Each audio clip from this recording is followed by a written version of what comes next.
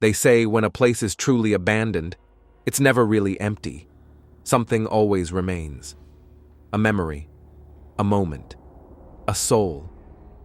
This is the story of Emma Rowe, a young woman who just wanted to escape the noise and found something waiting for her in the walls. Emma Rowe was 29 years old, burned out, a graphic designer living in the concrete sprawl of Chicago, clients, deadlines, calls that never ended. Her life had become noise, so she did what most city dwellers only fantasize about. She unplugged, booked a remote Airbnb, a stone cottage 2 hours away from civilization. Historic build, the listing said. Secluded, peaceful, timeless charm. It was perfect.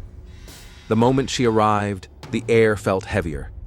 Not oppressive, just older. Like time had slowed down around the place. The trees whispered above her, even without wind. The cottage sat at the edge of the woods, surrounded by overgrown ivy. Inside, it was charming. Rustic wood floors, stone fireplace, clawfoot tub. But as Emma unpacked, something kept nagging at her. Silence. No birds, no insects, only the faint creak of floorboards when she walked, and, sometimes, when she didn't. The first night was when it started. She lay in bed, wrapped in a quilt older than she was, a book half open on her chest, drifting off. That's when she heard it. A voice. Faint, barely audible. "Get out!" Emma sat up fast. She turned off the bedside lamp and held her breath. Nothing. She walked the room, checked outside. Silence. She told herself it was the wind, or a dream. But the next night, the voice came again, clearer. "You have to go, before it sees you." Emma started researching. The cottage was over 160 years old, once owned by the Baxter family, wealthy landowners, eccentric and reclusive. There were rumors. Old newspaper clippings told vague stories. Mental unwellness, accidents, missing workers. The most disturbing article was dated 1879. 5 institutional patients unaccounted for after fire at Hillcrest Asylum, believed to have perished. Search halted. Brick renovations commence. Hillcrest Asylum was listed as being on this property. She couldn't ignore the sound anymore. The whispers came nightly now, more urgent, more voices. One night, she traced the sounds with a flashlight. In the hallway near the stairs, her hand stopped on the wall. The plaster felt warm, and beneath it was brick. Fresh. Clean. Unlike the rest of the cottage. She scraped at the wallpaper and found fingernail scratches, deep gouges, red stains. Emma staggered back, heart racing. "They're inside," the voice whispered. "Buried. Breathing. Screaming." She ran to town the next day, shaking, and confronted the property manager. The woman's face went pale. She refused to speak at first, but finally whispered, "The wall was sealed after the fire. They said they died, but no one ever opened it. No one wanted to know." That night, Emma didn't sleep. She kept hearing something, ticking, like nails tapping stone. When she turned on the light, she saw them, small cracks forming along the bricks, scratches from the inside. She screamed and fled the cottage. But no matter how far she drove, she always ended up back, at that winding forest road, back, at the cottage. She was trapped, not by walls, but something older, smarter. The voices changed, no longer pleading, now whispering her name. Emma. She stopped eating. She couldn't rest. Every mirror in the house showed her reflection, blinking slower, smiling when she wasn't. One night she heard breathing behind her. She turned. Nothing. But in the morning, a handprint. On her bedroom wall, smaller than hers, from inside the brick, She couldn't take it anymore. She grabbed a crowbar from the shed. She began breaking the wall, brick by brick. Her arms shook, blood on her knuckles. She broke through, and the stench hit her. Rot, ash, dirt, old screams. Inside was a small room, dark, cramped, and in it, bones. Dozens of them. Nails still in the walls, teeth marks on the stone, and something else. A mirror, one that didn't reflect her. Instead, it showed someone else, smiling, crawling, coming. They say she ran screaming into the woods. They say no one ever found her. Only the broken wall and her phone left recording. One last whisper caught on the mic. One leaves, one stays. If you visit the cottage now, you might hear it too. The whisper in the wall, asking, "Can I come out now?" Most people sleep through 3:17 a.m., but he couldn't. Something always woke him up at that exact time, and every night, it got closer. This is the story of Devin Cross, a man who learned that some things don't knock. They just wait and walk. Devin Cross was an accountant, 35, lived alone in a 10th floor apartment in downtown Seattle. His life was predictable. Morning coffee, spreadsheets, Netflix, sleep. But for the past 3 months, he had been waking up, always at exactly 3:17 a.m. No alarm, no sound, just awareness. He'd lie in bed, listening to the hum of the city. Then one night, he heard it. Footsteps, heavy, slow, deliberate, circling the perimeter of his apartment. Not inside the building, outside. But he lived 10 floors up. At first, he dismissed it. Maybe it was a neighbor walking their dog upstairs. But the next night, 3:17 a.m., he woke again. Same sound. This time, he pressed his ear to the wall. He could hear it more clearly. Step, pause. Step, pause. Whatever it wasn't pacing. It was tracking something, or someone, and it was outside his window, 10 stories above ground. He rushed to the balcony and looked out. Nothing. But just as he turned to go back inside, he saw it. A faint smudge, a bare footprint on the concrete, wet, facing the glass. The next morning, he bought a security camera and set it up, pointed right at the balcony. That night, he waited. 3:17 a.m. He woke again and heard it, the slow, patient footsteps, circling. When he checked the footage, the recording stopped at 3:16:59. Corrupted. Black screen. Then it resumed at 3:18. Nothing in between. But something had touched the lens. A smudge, in the shape of a hand. Devin became obsessed. He checked blueprints, weather patterns, security forums. He posted anonymously online. Only one reply came back. If you hear the steps, it already knows where you are. Don't run, it walks, it waits, it always reaches 3:17. He thought about moving. He booked a hotel across town. That night, he woke at 3:17. Footsteps. Outside the 12th story hotel room. On the balcony. Again. Another bare footprint. This time, pressed against the inside of the sliding glass.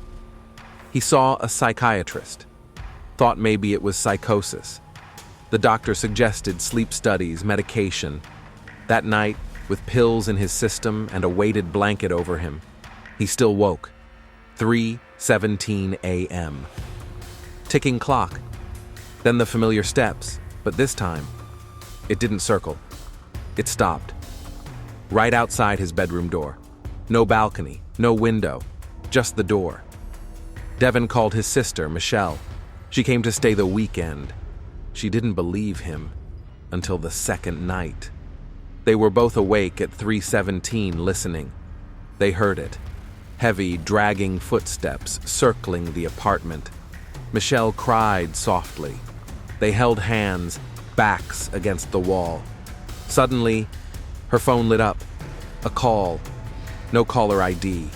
She answered, terrified. All she heard was her own voice, whispering, "Let it in." Then the call ended. Michelle left the next morning, too afraid to return. Devin didn't sleep. He stared at the front door each night, watching, waiting.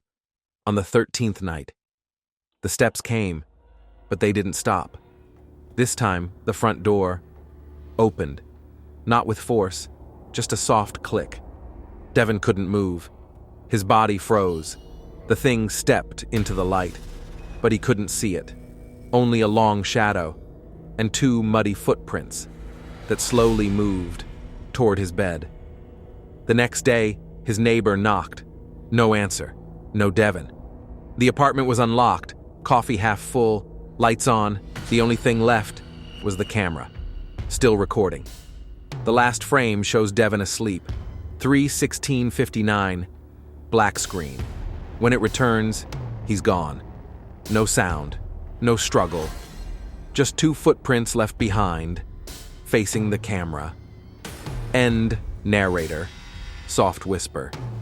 If you wake up at exactly 3:17 a.m., don't open your eyes, don't look out the window, and whatever you do, don't listen to the footsteps. Because once it walks around you, it never stops. 9 a.m.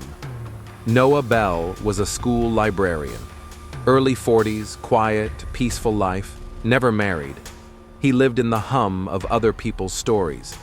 So when he booked a remote retreat in northern Minnesota, he wasn't looking for excitement, just silence, peace. The lodge was old, nestled deep in the forest. The woman at the desk gave him the key to cabin number 6. Her smile faltered when she handed it over, like she wanted to say something, but didn't. "Stay warm," she said, and nothing else. Cabin number 6 was at the far end of the property, down a gravel path, half buried in pine needles. It was small, 1 bedroom, stone fireplace, old radio, cozy, quiet. But Noah noticed something immediately. The cabin was colder than the others. Not by degrees, by mood. The walls creaked, not from settling, from something else. He felt watched, and on the back window, the glass was frosted from the inside. In June, there was no Wi-Fi, no TV, but the old radio on the shelf worked. Sort of. Noah turned it on the second night. Instead of music or voices, it played whispers, barely audible. Cabin 6, still here. He turned the dial. Nothing but hissing. And then, at exactly 2:13 a.m., the whispers stopped, and a voice came through. He's in the walls now. The third night, Noah decided to walk to the main lodge. Halfway through the trail, he saw someone in the woods, standing between the trees, tall, thin, still. He called out. No answer. He quickened his pace. When he arrived at the lodge, the desk clerk looked surprised. "I didn't know anyone was still in cabin number 6, she said. He told her he checked in 2 nights ago. She looked confused, then quietly said, "No one's been assigned to that cabin in years. We don't rent it out anymore." He demanded to go back and show her. When they returned, cabin number 6 looked different. The door was nailed shut, windows boarded, dust covering the porch, but he had just slept there. "I swear, someone let me in. It was clean, literature warm." The clerk whispered, "This cabin was closed after someone disappeared in it. Years ago. We never found the body, only claw marks inside, blood on the ceiling." Noah reached for the doorknob. The door creaked open, and inside, it was exactly how he left it. Warm, lived in. She turned and ran. Noah stayed. That night, the power went out. The only light came from the fireplace. He sat, staring into the flames, holding a knife from the kitchen drawer, and then he heard it. the creaking, not from the walls, but beneath the floor, like something crawling between the boards. He moved to the bedroom. On the mirror were handprints, small, childlike, on the inside of the glass. Then came a knock on the wall, followed by a child's voice. "It's not your cabin, it's ours." Noah began to remember things that weren't his. A woman's laughter, a child crying, a door being locked, screams through wood. He saw himself holding the same knife, but not as himself. He remembered killing someone, burying something in the wall, but he hadn't. Had he? He scraped at the wall in the bedroom, pulled off paneling. Beneath it, he found teeth, human, tiny, dozens, and carved into the beam, "This is where we wait." The next morning, searchers found cabin number 6 wide open. Noah was gone. Inside, everything was rotten, abandoned for years. On the table was the knife. On the mirror, the words, "Check in, never check out." Some say Noah became part of the cabin. Others say the cabin shows itself to people who are already hollow and fills them with what came before. But if you walk too far into the woods and hear the whisper of a radio, turn back, because cabin number 6 is still there, and it's waiting for you. Let me know if you'd like a compilation version combining all 3 for a long-format YouTube video title cards, intro lines, or YouTube description copy, ambient background audio suggestions. Ready when you are.